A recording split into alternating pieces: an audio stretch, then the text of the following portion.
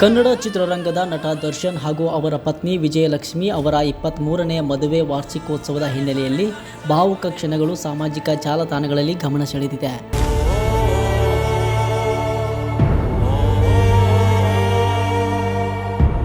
ವಾರ್ಷಿಕೋತ್ಸವದ ವಿಶೇಷ ದಿನದಂದು ವಿಜಯಲಕ್ಷ್ಮಿ ಅವರು ಪತಿಯ ಕೈ ಹಿಡಿದು ಹಳೆಯ ಫೋಟೋವನ್ನು ಹಂಚಿಕೊಂಡು ಭಾವನಾತ್ಮಕ ಪೋಸ್ಟ್ ಮಾಡಿದ್ದಾರೆ.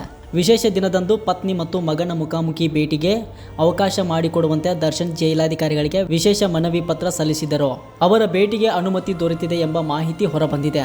ದರ್ಶನ್ ಅವರನ್ನ ಭೇಟಿಯಾಗಲು ಜೈಲಿಗೆ ತೆರಳುವ ಮುನ್ನವೇ ವಿಜಯಲಕ್ಷ್ಮಿ ಅವರು ಹಂಚಿಕೊಂಡ ಪೋಸ್ಟ್ ಅಭಿಮಾನಿಗಳ ಗಮನ ಸೆಳೆಯುತ್ತಿದೆ. ಅವರ ಪೋಸ್ಟ್ನಲ್ಲಿ ಅವರು ಹೀಗೆ ಬರೆದುಕೊಂಡಿದ್ದಾರೆ: ಪ್ರತಿಯೊಂದು ಬಿರುಗಾಳಿ, ಪ್ರತಿಯೊಂದು ನಿಶಬ್ದದ ನಡುವೆಯೂ ನಾನು ನಿನ್ನ ಕೈಯನ್ನು ಹಿಡಿದಿರುತ್ತೇನೆ. ಪರಿಸ್ಥಿತಿಗಳು ನಮ್ಮನ್ನು ದೂರ ಮಾಡಲು ಎಷ್ಟೇ ಪ್ರಯತ್ನಿಸಿದರೂ ನನ್ನ ಹೃದಯ ಯಾವಾಗಲೂ ನಿನ್ನನ್ನೇ ಆರಿಸಿಕೊಳ್ಳುತ್ತದೆ.